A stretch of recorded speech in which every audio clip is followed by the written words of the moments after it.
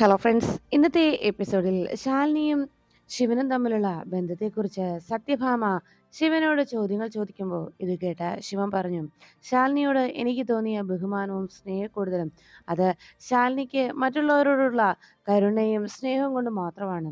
അത് ബഹുമാനത്തോടു കൂടിയുള്ള സ്നേഹം തന്നെയാണ്. അതിൽ യാതൊരു കളങ്കവുമില്ല എന്ന് ശിവൻ അറിയിച്ചു. പിന്നെ ഇന്നലെ രാത്രി കൃത്യസമയത്ത് ശിവൻ അവിടെ എത്തി ശാലിനി അവിടെ എത്തിയത് കൊണ്ട് മാത്രമാണ് എൻ്റെ ജീവൻ തിരിച്ചു കിട്ടിയത്. കറക്റ്റ് സമയത്ത് ശാലിനി എത്തിച്ച ആ മെഡിസിൻ ഇഞ്ചെക്ട് ചെയ്തുകൊണ്ട് മാത്രമാണ് ഞാനിപ്പോൾ ജീവനോടെ ഉള്ളത്. അതിന് കാരണം എന്താണെന്ന് എനിക്കറിയില്ല. പക്ഷേ ശാലിനിയെ ഞങ്ങളാരും അവിടേക്ക് വിളിച്ചതല്ല. പിന്നെ എന്ത് കാരണത്താലാണ് ശാലിനി അവിടെ എത്തിയതെന്നും അറിയില്ല. ഈ വീട്ടിലെ ഒരു ജോലിക്കാരൻ എന്ന നിലയ്ക്ക് ആ ജോലിക്കാരനോട് തോന്നിയ ഒരു അയാളുടെ ജീവനോട് തോന്നിയ ഒരു പരിഗണന അത്രമാത്രമാണ് ശാലിനി എന്നോട് കാട്ടിയത്. സ്വന്തം കുടുംബത്തെ ഒരു ജോലിക്കാരനോട് കാണിച്ച ഒരു പരിഗണന. ഒരുപക്ഷെ കുറച്ചു മുൻപ് എന്നോട് സത്യാമ്മ പറഞ്ഞല്ലോ എന്നെ മകനായിട്ടാണ് കാണുന്നതെന്ന്. അങ്ങനെ പറഞ്ഞതുകൊണ്ട് തന്നെയാണ് ഞാൻ ഇത്രയും തുറന്നു പറഞ്ഞതും. കാരണം ഞാൻ എൻ്റെ അമ്മയോട് ഇന്നേ വരെ ഞാൻ കള്ളം പറഞ്ഞിട്ടില്ല. ഇനിയൊരിക്കലും കള്ളം പറയുകയുമില്ല എന്ന് ശിവൻ അറിയിച്ചു. അപ്പോഴാണ് രാഘവൻ നായർ പിള്ളേച്ചനോടൊപ്പം വാതുക്കലേക്ക് എത്തിയത്. എടാ മോനെ, നീ വന്നിട്ട് ഇവിടെ വന്ന് നിൽക്കുമായിരുന്നോ? അച്ഛൻ്റെ അടുത്തേക്ക് എന്താ മോൻ വരാതിരുന്നതെന്ന് ചോദിച്ച് രാഘവൻ നായർ പുറത്തേക്കെത്തി. ഞാനെങ്ങും എവിടെയും പോയില്ല അച്ഛാ, ഞാനിപ്പോൾ ഇങ്ങ് എത്തിയേ ഉള്ളൂ എന്ന് പറഞ്ഞ് ശിവൻ സംസാരിക്കുമ്പോഴേക്കും ഉടനെ രാഘവൻ നായർ പറഞ്ഞു, അതെ, അമ്മയ്ക്ക് ഉള്ള സ്നേഹം മുഴുവൻ അമ്മയ്ക്ക് അങ്ങ് കൊടുക്കുവാണല്ലോ. അതാണല്ലോ ഇപ്പം നീ ഇവിടെ വന്ന് സംസാരിക്കുകയും അമ്മയോട് അതിനെക്കുറിച്ച് പറയുകയും ചെയ്തത്. ഈ അച്ഛന് യാതൊരു സ്ഥാനവും ഇല്ലല്ലേ എന്നൊക്കെ ചോദിച്ചപ്പോൾ ഉടനെ ശിവൻ പറഞ്ഞു, ഇല്ല, എൻ്റെ അച്ഛൻ കഴിഞ്ഞിട്ട് എനിക്ക് മറ്റാരും ഉള്ളൂ. അതിൽ യാതൊരു സംശയവും ഇല്ല. അച്ഛനെന്താ ഇങ്ങനെയൊക്കെ പറയുന്നത് എന്ന് ചോദിച്ചപ്പോഴേക്കും നമ്മുടെ സ്നേഹം അതങ്ങനെ ആർക്കും അളന്നു കൊടുക്കാനാവില്ല അച്ഛാ. സ്നേഹം അത് ആർക്കൊക്കെ കൊടുത്താലും അത് കൊടുക്കും തോറും അതിൻ്റെ മാറ്റ് കൂടുകയും കൊടുക്കും തോറും ഇരട്ടിയാവുകയും ചെയ്യുന്നത് ഒന്ന് മാത്രമേ ഉള്ളൂ. അത് സ്നേഹമാണ് അച്ഛാ എന്ന് ശിവൻ രാഘവൻ നായരോട് പറയുമ്പോൾ അത് കേട്ടുനിന്ന രാഘവൻ നായർ പറഞ്ഞു, എടാ മോനെ, നീ ഇപ്പം ഇതെങ്ങോട്ടായി പോകുന്നത്? അച്ഛാ, ഞാനിപ്പോൾ വരാമെന്ന് പറഞ്ഞ് ശിവൻ പോകാൻ ഒരുങ്ങുമ്പോൾ രാഘവൻ നായർ പറഞ്ഞു, അതെ, നീ ഇപ്പം അങ്ങനെ പോകണ്ട. എനിക്ക് നിന്നോട് കുറച്ച് കാര്യങ്ങൾ സംസാരിക്കാനുണ്ട്. നീ ഇങ്ങ് കയറി വന്നേ. ആ, നമുക്ക് നമ്മുടെ മുറിയിൽ പോയിരുന്ന് സംസാരിക്കാടാ. അച്ഛൻ്റെ മുറിവാ.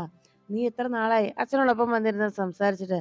വന്നേ, നമുക്ക് മുറിയിലേക്ക് പോകാം എന്ന് പറഞ്ഞ് ശിവനെ പിടിച്ചു വലിച്ചുകൊണ്ട് രാഘവൻ നായർ നേരെ മുറിയിലേക്ക് കൊണ്ടുപോകുന്നു. ഇത് കണ്ടത് സത്യഭാമ ആകെ ദേഷ്യത്തോടെ ശിവനെ കൂട്ടിക്കൊണ്ട് രാഘവൻ നായർ പോകുന്നത് കണ്ട് ദേഷ്യത്തോടെ നോക്കി. അതിനുശേഷം രോഹിത് ഓഫീസിലേക്ക് പോകാനായി ഇറങ്ങാൻ തുടങ്ങിയപ്പോഴേക്കും ശ്യാമെ, ഞാൻ ഇറങ്ങുമോ എന്ന് പറഞ്ഞ് രോഹിത് ശ്യാമയെ വിളിച്ചു പറഞ്ഞു. ഉടനെ ശ്യാമ പറഞ്ഞു, രോഹിത് പോകാൻ വരട്ടെ, ഞാൻ ദാ ചോറെടുത്തു. ഇതിനകത്ത് ഒരു തോരനോട് എടുത്ത് വെച്ചാൽ മതിയായിരുന്നു. ദാ ചോറ് ഞാൻ പാഴ്സൽ എടുത്തിട്ടുണ്ട് എന്ന് പറഞ്ഞപ്പോൾ ഉടനെ രോഹിത് പറഞ്ഞു, അതിൻ്റെ ആവശ്യമില്ലായിരുന്നു. ഞാനേ അവിടുന്ന് ആരുടെയെങ്കിലും വണ്ടി എടുത്ത് ഉച്ചയ്ക്ക് ഇങ്ങ് പോരായിരുന്നു എന്ന് പറഞ്ഞപ്പോഴേക്കും ഉടനെ ശ്യാമ പറഞ്ഞു, അതിനെന്തിനാ ഇനി അവരുടെ വണ്ടിയൊക്കെ എടുക്കുന്നത്?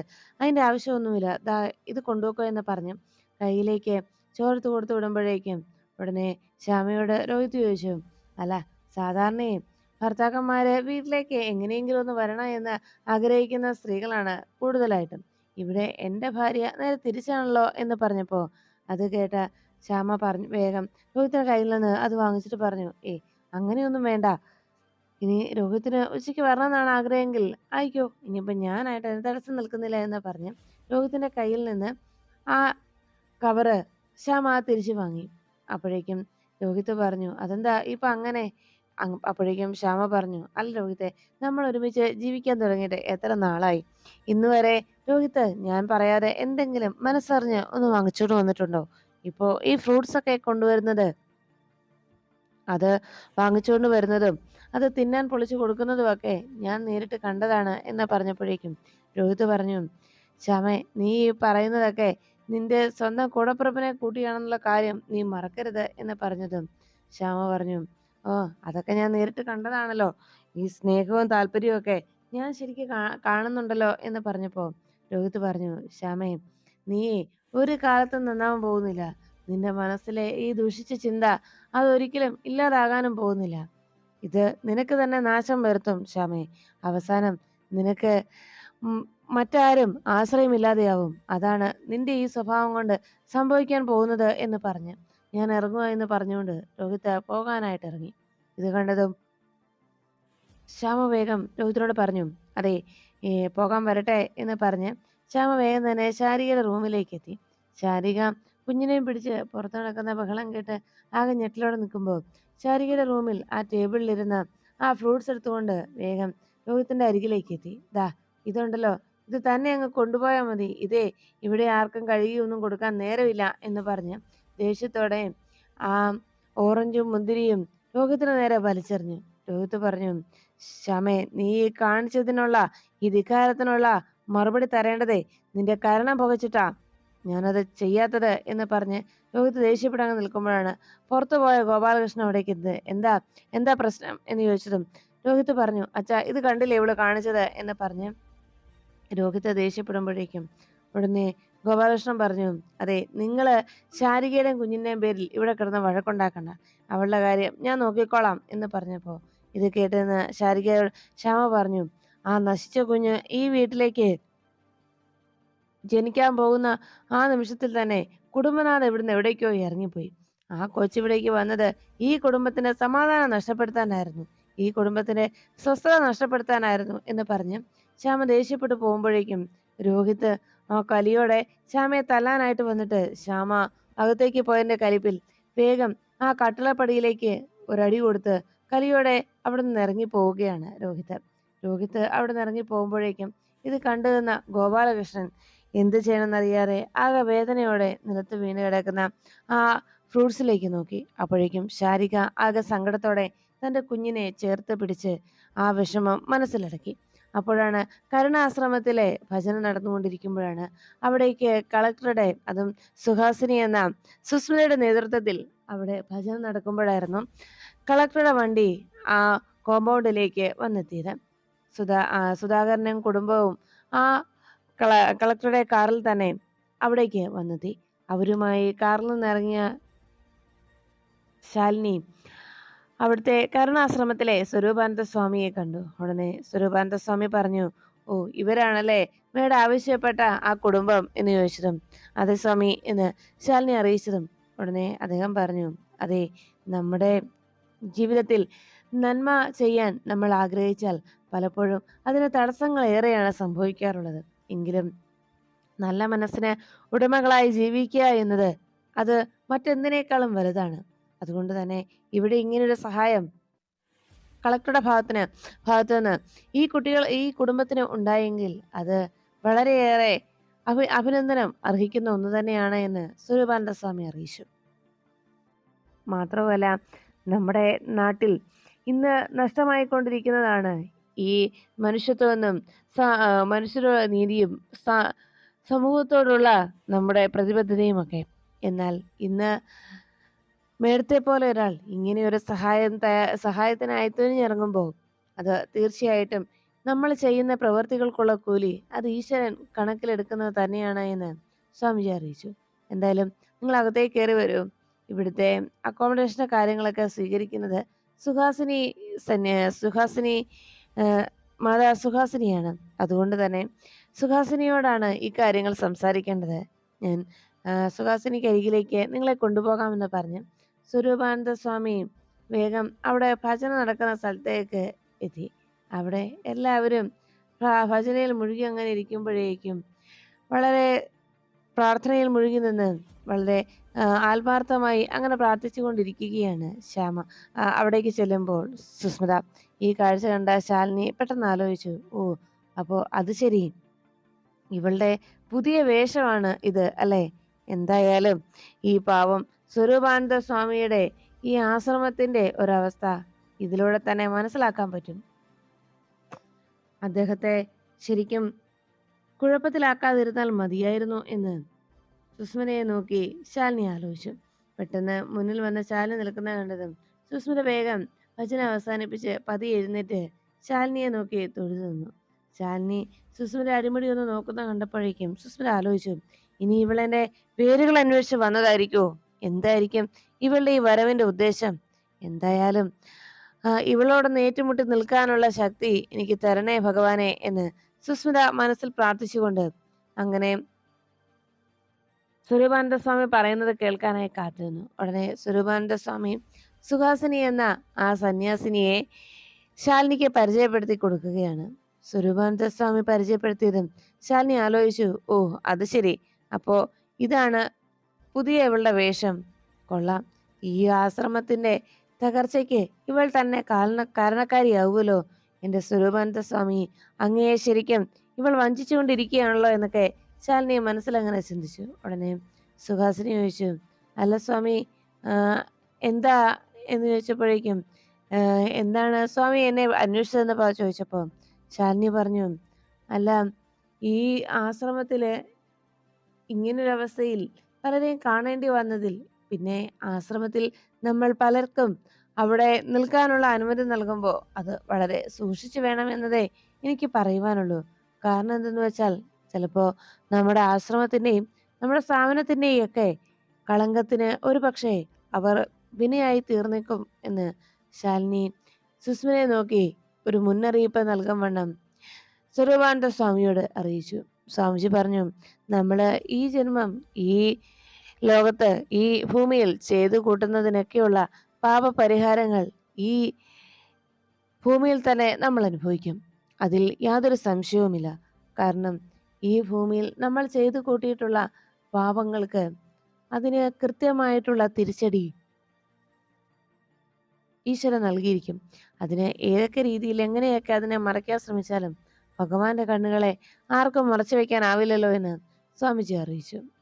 ഉടനെ ശാലിനിയെ നോക്കിയിട്ട് സ്വാമിജി പറഞ്ഞു, അതെ, ഇത് ഇവിടുത്തെ കളക്ടർ മേഡമാണ്.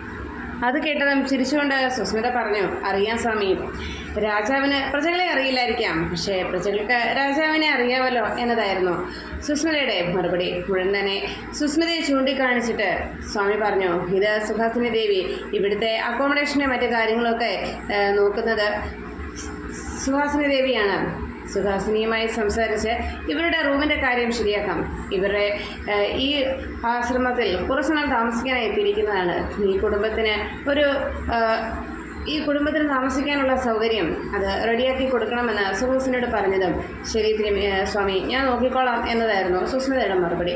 ഉടൻ തന്നെ അവിടേക്ക് വന്ന സെക്യൂരിറ്റി സ്വാമിയോട് പറഞ്ഞു, സ്വാമി മിനിസ്റ്റർ വിളിച്ചിട്ടുണ്ടായിരുന്നു എന്ന് പറഞ്ഞതും ശാലിനിയെ നോക്കിയിട്ട് സ്വാമി പറഞ്ഞു, അതെ, എനിക്ക് 1-2 മീറ്റിങ്ങുകളുണ്ടായിരുന്നു, അതുകൊണ്ട് ഞാൻ അങ്ങോട്ട് മാറുക മാഡം, എല്ലാ കാര്യങ്ങളും സുഹാസിനി ദേവി നോക്കിക്കോളും എന്ന് പറഞ്ഞപ്പോൾ ശരിയെന്ന്, വളരെ നന്ദിയെന്ന് ശാലിനി അറിയിച്ചു. അങ്ങനെ അവിടെ നിന്ന് സ്വാമി പോയി കഴിഞ്ഞതും അവിടെ നിന്ന് സുധാകരനെയും കുടുംബത്തെയും കൂട്ടിക്കൊണ്ടുവന്ന അവിടുത്തെ മറ്റൊരു സന്യാസിനിയോട് അവിടെ നിന്നുകൊണ്ട് സുസ്മിത പറഞ്ഞു, അതെ, എ ബ്ലോക്കിലെ ആ 16 നമ്പർ റൂം ഇവർക്ക് തുറന്നു കൊടുത്തേക്ക് എന്ന് പറഞ്ഞത് ശരി ദേവി എന്ന് പറഞ്ഞ് അവിടെ നിന്ന് അവരെ സുധാകരനെയും കുടുംബത്തെയും വിളിച്ചുകൊണ്ട് ആ സന്യാസിനി അവിടെ നിന്ന് പോകുന്നു. സുധാകരനും കുടുംബവും വളരെ നന്ദി എന്ന് പറഞ്ഞിട്ട് സുസ്മിതയോടും കളക്ടറോടും യാത്ര പറഞ്ഞ് നേരെ ആ സന്യാസിനിയോടൊപ്പം അവരും അവിടെ നിന്ന് മടങ്ങി. ഈ സമയത്ത് സുസ്മിതയുടെ നേരെ നോക്കി ശാലിനി ചിരിച്ചുകൊണ്ട് പറഞ്ഞു, കൊള്ളാം, നിൻ്റെ ഈ പുതിയ വേഷം എന്തായാലും നിനക്ക് ചേരുന്നുണ്ട്, നന്നായിട്ട് ഇണങ്ങുന്നുണ്ട് എന്ന് പറഞ്ഞപ്പോൾ സുസ്മിത ചോദിച്ചു, നീ എന്താ എൻ്റെ വേരുകൾ തപ്പി ഇറങ്ങിയതാണോ? അപ്പോഴേക്കും ശാലിനി ചോദിച്ചു, നിൻ്റെ വേരുകൾ തപ്പി ഇറങ്ങാനോ? അത് നീ ആരൊക്കെയോ ആണെന്ന് വലിയൊരു വിചാരം നിനക്കുണ്ട്, പക്ഷേ അത് നിന്റെ വലിയ ഭാവം മാത്രമല്ലേ, സത്യത്തിൽ നീ ആരോ ആണെന്നും നിനക്കെന്തൊക്കെയോ ചെയ്യാമെന്നുള്ളൊരു അഹങ്കാരം നിനക്കുള്ളതുകൊണ്ടാണ് അങ്ങനെ ഒരു തോന്നൽ. നിന്നെ തിരക്കി ഇറങ്ങേണ്ട ആവശ്യം എനിക്കില്ല എന്ന് ശാലിനി പറയുമ്പോൾ സുസ്മിത പറഞ്ഞു, എന്തായാലും ഇങ്ങനെയൊരു നേർക്കുനേർ ഒരു യുദ്ധം, നേരിട്ടൊരു കാഴ്ച, അത് ഒരിക്കലും വിചാരിച്ചതായിരുന്നില്ലല്ലേ. നിനക്കുള്ള തിരിച്ചടിക്ക് വേണ്ടിയാണ് ഇപ്പോൾ ഞാൻ ഈ പുതിയ വേഷം നിൽക്കുന്നത്.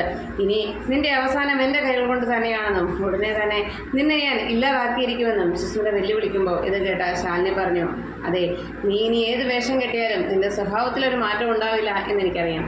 അതുകൊണ്ട് ഒരു കാര്യം ഞാൻ പറഞ്ഞേക്കാം, നീ ഇപ്പോൾ ചെയ്യുന്ന പ്രവർത്തികൾക്ക് ഈ ആശ്രമത്തിൽ കയറി നടത്തുന്ന ഈ കൊടും ചതിയുണ്ടല്ലോ, അത് അധിക നാൾ മുന്നോട്ട് പോവില്ല. സ്വാമി കുറച്ച് മുൻപ് പറഞ്ഞിട്ട് പോയത് നിനക്ക് ഓർമ്മയുണ്ടല്ലോ. അതുകൊണ്ട് തന്നെ അത് നിന്നെക്കുറിച്ചുള്ള കാര്യങ്ങളായതുകൊണ്ടും അത് ശരിക്കും ചെവിയിലൊന്ന് നുള്ളി വെച്ച് ഓർമ്മയിൽ സൂക്ഷിച്ചു വെച്ചു അത് ഉപകരിക്കുമെന്നും സുസ്മിതയോട് ശാലിനി അറിയിച്ചു. അത് കേട്ടതോടെ എന്തായാലും ഇനി നീ പഴയതുപോലെ എൻ്റെ നേർക്ക് ഇനിയും നേരെ ഓരോ പ്രശ്നങ്ങളുമായി നീ ഇറങ്ങി പുറപ്പെട്ടാൽ ഒടുക്കം എൻ്റെ കൈകൊണ്ട് ഉടനെ തന്നെ നിനക്കുണ്ടാകുമെന്ന് പറഞ്ഞതും അത് കേട്ടതോടെ സുസ്മിതയോട് ശാലിനി അങ്ങനെ വെല്ലുവിളിച്ചത് കേട്ട് സുസ്മിത പറഞ്ഞു, ആഹാ, നീ എന്നെ ഇല്ലാതാക്കാനായി ശ്രമിക്കുമ്പോഴേക്കും നീ എൻ്റെ കുടുക്കം കാണാൻ നോക്കുമ്പോൾ ഞാൻ അതിനു മുൻപ് തന്നെ നിന്നെ അടക്കിയിരിക്കും എന്നതായിരുന്നു സുസ്മിതയുടെ മറുപടി. നമുക്ക് കാണാം എന്ന് സുസ്മിതയോട് ശാലിനി വെല്ലുവിളിച്ചതും സുസ്മിത ശാലിനിയോട് പറഞ്ഞു, കാണാനൊന്നും തന്നെയില്ല. കാരണം നിന്റെ അവസാനം എൻ്റെ കൈകളോട് തന്നെയാണെന്നതിന് യാതൊരു സംശയവുമില്ല. അത് നീ തന്നെ ഇപ്പോൾ വഴി വെട്ടി തെളിച്ചതുപോലെ തന്നെയാണ്. അതിലേക്കുള്ള വഴി നീ തന്നെയാണ് ഇപ്പോൾ ഒരുക്കി വെച്ചിരിക്കുന്നത്. അതുകൊണ്ട് എന്തായാലും ഇനി സംഭവിക്കാൻ പോകുന്നത് അങ്ങനെ ഒന്ന് തന്നെയാണ് എന്ന് സുസ്മിത ശാലിനിയോട് വെല്ലുവിളിച്ചുകൊണ്ട് പറഞ്ഞു. എല്ലാം കേട്ട് കഴിഞ്ഞതും സുസ്മിതയുടെ ആ വാക്കുകൾ കേട്ട് ശാലിനി പകയോടെ നോക്കുമ്പോൾ സുസ്മിത പറഞ്ഞു, ഇനി താമസിയാതെ തന്നെ നിന്റെ അവസാനം എൻ്റെ കൈകൾ കൊണ്ട് തന്നെയാണ്. അതിനുവേണ്ട ആയുധങ്ങൾ എൻ്റെ പക്കൽ ഭദ്രമാണ്. കാരണം ശത്രുവിനെ ഇല്ലാതാക്കാനായി, ഉന്മൂലനം ചെയ്യാനായി ശത്രുവിൻ്റെ വായുമുഖത്തേക്ക് ചെന്ന് നിൽക്കേണ്ട കാര്യമൊന്നും തന്നെയില്ല. ശത്രുവിനെ തകർത്തെറിയാൻ കഴിയുന്ന ആയുധം കൃത്യസമയത്ത് ബുദ്ധിയോടുകൂടി പ്രയോഗിച്ചാൽ മാത്രം മതി. അതിനുള്ള കഴിവ് എനിക്കുണ്ട് എന്ന് സുസ്മിത അറിയിച്ചപ്പോൾ ശാലിനി പറഞ്ഞു, ആകട്ടെ, നീ അത് പ്രയോഗിച്ചോളൂ. അതിനുശേഷം നീ ആദ്യം യുദ്ധം തുടങ്ങി വെക്കുമല്ലോ, അതിനുശേഷം അതിൻ്റെ ഒടുക്കം കാണുന്നത് ഞാൻ തന്നെയായിരിക്കും. അതെവിടെ അവസാനിപ്പിക്കണമെന്ന് തീരുമാനിക്കുന്നത് ഈ ഞാനായിരിക്കും. അതോടെ നിന്റെ അവസാനവുമായിരിക്കും എന്നത് മറക്കണ്ട എന്ന് സുസ്മിതയോട് ശാലിനി മറുപടി നൽകുമ്പോൾ അത് കേട്ട സുസ്മിത പറഞ്ഞു, നമുക്ക് കാണാം. എന്തായാലും ഒരു നേർക്കുനേർ യുദ്ധം ഉടനെ തന്നെ നമ്മൾ ആരംഭിക്കുകയാണല്ലോ. ഇത്രയും വർഷക്കാലം ഞാൻ എൻ്റെ മനസ്സിൽ കൂട്ടിവെച്ച ആ പ്രതികാരം അത് നിന്നോടും നിൻ്റെ കുടുംബത്തോടുമുള്ളതാണ് എന്ന് പറഞ്ഞപ്പോൾ ശാലിനിയോട് അങ്ങനെ ഒരു വെല്ലുവിളി ഉയർത്തിയ സുസ്മിതയ്ക്ക് ശാലിനി നൽകിയ മറുപടി, അങ്ങനെ അങ്ങ് ഇല്ലാതാകാൻ അതിന് തീയിൽ കുരുത്തത് വെയിലത്ത് വാടില്ല സുസ്മിത എന്നതായിരുന്നു ശാലിനിയുടെ മറുപടി. അപ്പോഴേക്കും സുസ്മിത പറഞ്ഞു, അതിന് ഇത് തീയല്ലല്ലോ, വരാൻ പോകുന്നത് സുനാമിയല്ലേ. അതുകൊണ്ട് ആ സുനാമിയിൽ നീയും നിൻ്റെ കുടുംബവും തകർന്നില്ലാതാകും ശാലിനി എന്ന് സുസ്മിത വെല്ലുവിളി ഉയർത്തി. നമുക്ക് കാണാം എന്ന് പറഞ്ഞ് അതിനു മുൻപ് ഞാൻ നിൻ്റെ അവസാനം കണ്ടിരിക്കുമെന്ന് ശാലിനി വെല്ലുവിളി സ്വീകരിച്ചുകൊണ്ട് പറഞ്ഞ് അവിടുന്ന് പോകാൻ തുടങ്ങിയിട്ട് വീണ്ടും ഒന്നുകൂടി പിന്തിരിഞ്ഞുവെന്ന് സുസ്മിതയോട് പറഞ്ഞു, പിന്നെ നിൻ്റെ ഇപ്പോഴത്തെ ഈ വേഷമുണ്ടല്ലോ, ഈ കാഷായ വസ്ത്രവും പിന്നെ നിൻ്റെ ഈ ഭജനയുമൊക്കെ അതെന്തുകൊണ്ടും നന്നായി.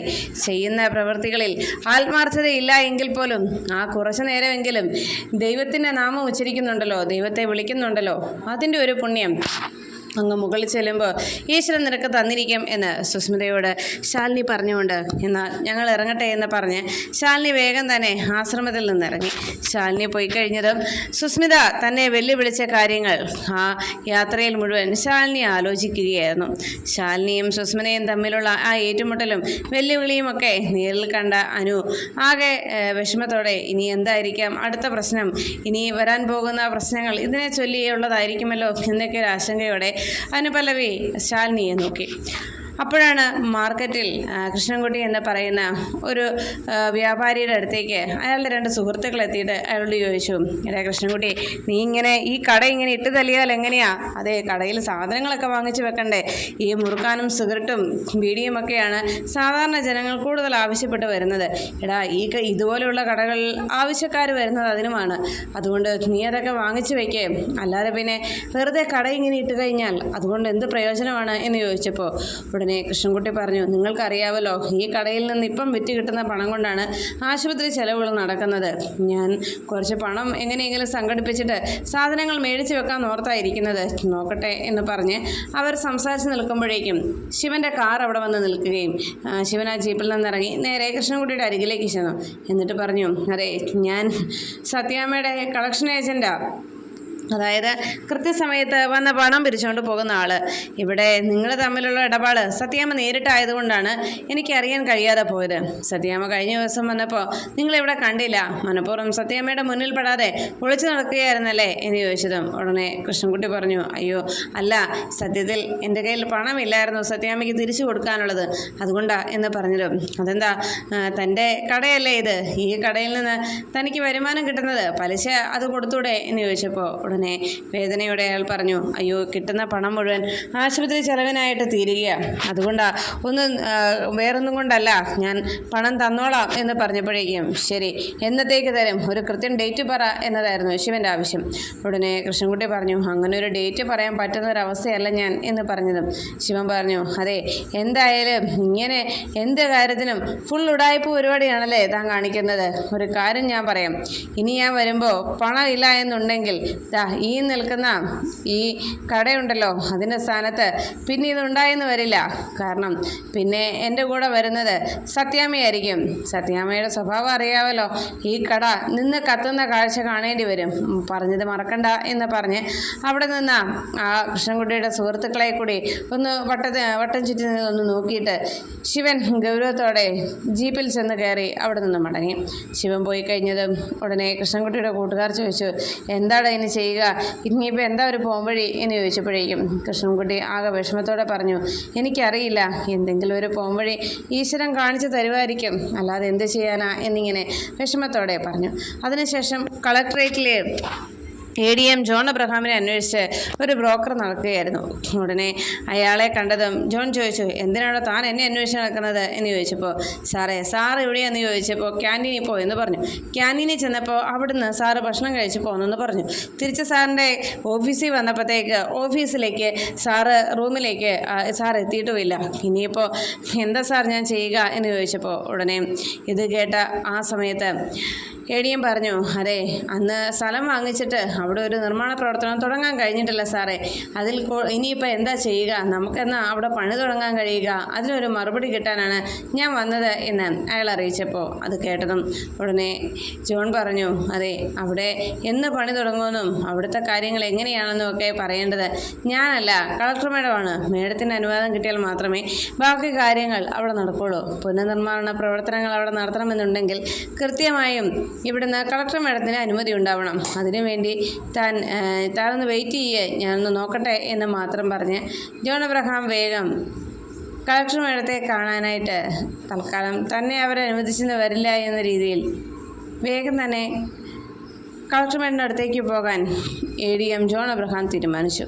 അങ്ങനെ അയാൾക്ക് വേണ്ടി കളക്ടറോട് സംസാരിക്കാൻ ADM തയ്യാറാകുമ്പോൾ